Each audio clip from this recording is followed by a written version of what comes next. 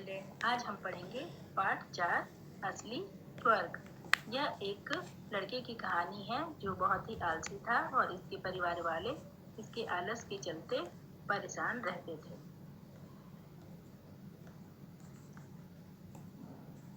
असली स्वर्ग। गोपाल बहुत आलसी आदमी था।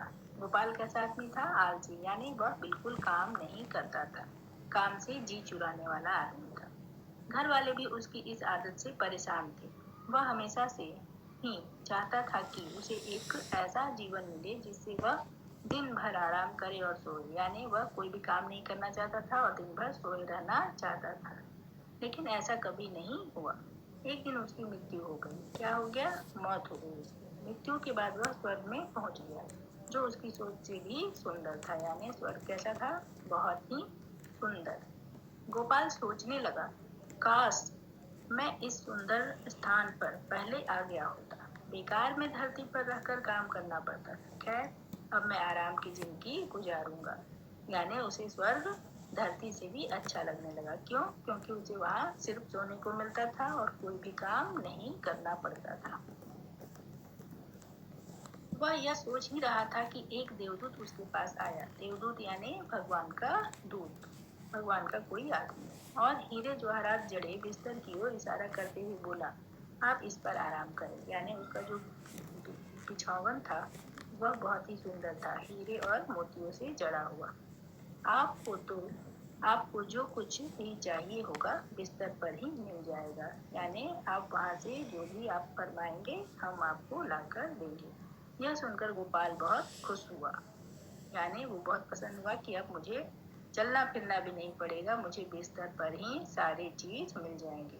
अब वह दिन रात खूब सोता। यानी उसके सारे दिन रात सोने में ही बीत रहे थे। उसे जो चाहिए होता बिस्तर पर मंगवा लेता। कुछ दिन इसी तरह चलता रहा, लेकिन अब वह उकताने लगा था। उकताने मतलब अब वह ऊबने लगा था। सोने से अब वह परेशान होने लगा। जैसे ही वह बिस्तर से उठता, दास दासी उसे रोक देते। यानी दास दासी उसे बिस्तर पर से उतरने भी नहीं देते थे। वे सारा सामान उसे बिस्तर पर ही लाकर दे देते थे। इस तरह कई महीने बीत गए। गोपाल को आराम की जिंदगी बोझ लगने लगी। अब वह आराम करते करते दुखी हो गया था। उसे लगने लगा कि इससे तो अच्छा था कि मैं धरती पर काम ही करता था।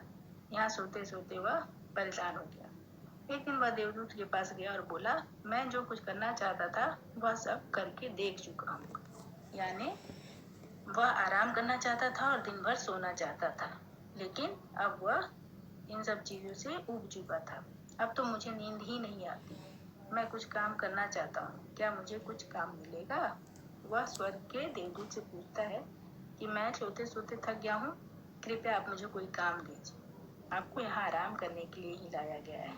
देवदूत बोलता है गोपाल से कि आपको तो यहाँ आराम करने के लिए लाया गया है। यही तो आपके जीवन की चाह थी। यानी आप तो यही चाहते थे कि मैं दिन भर सोता रहूं, आराम करता रहूं। माफ कीजिए, मैं आपको कोई काम नहीं दे सकता। देवदूत बोला। गोपाल ने चिढ़कर कहा, अजीब बात है, मैं जिंदगी से परेशान हो चुका हूँ। मैं इस तरह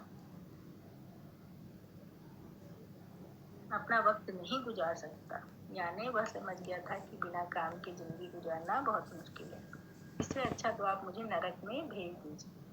नरक मतलब धरती पर। देवदूत ने धीमे स्वर में कहा, आपको क्या लगता है आप कहाँ हैं, स्वर्ग में या नरक में? यानी देवदूत का कहना था कि आप जिस स्वर्ग समझ रहे हैं वो नरक है और धरती ही आपका स्वर्ग है। मैं कुछ समझा नहीं, गोपाल ने कहा।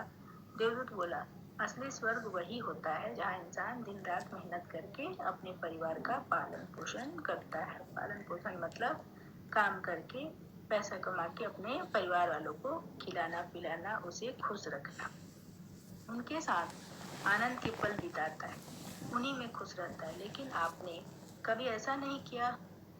गोपाल क्या करता था? दिन भर सोता था और जिससे उसके परिवार वाले उससे बहुत परेशान थे। आप तो हमेशा आराम करने की ही सोचते रहे। जब आप धरती पर थे तब आराम करना चाहते थे, अब आपको आराम मिल रहा है तो काम करना चाहते हैं। यानी आप हर तरह से परेशान ही रहते हैं। गोपाल बोला, शायद अब मुझे समझ आ गया है इंसान को काम के समय काम और आराम के समय आराम करना चाहिए। यानी दिन में काम करो और रात में सो। मेरे जैसे आलसी व्यक्तियों के लिए तो एक दिन स्वर्ग भी नर्क बन जाता है। यानी वह समझ गया कि असली स्वर्ग वही है जहाँ हम अपने परिवार का पालन पोषण करते हैं और उनके साथ आनंद से अपना समय बिताते हैं।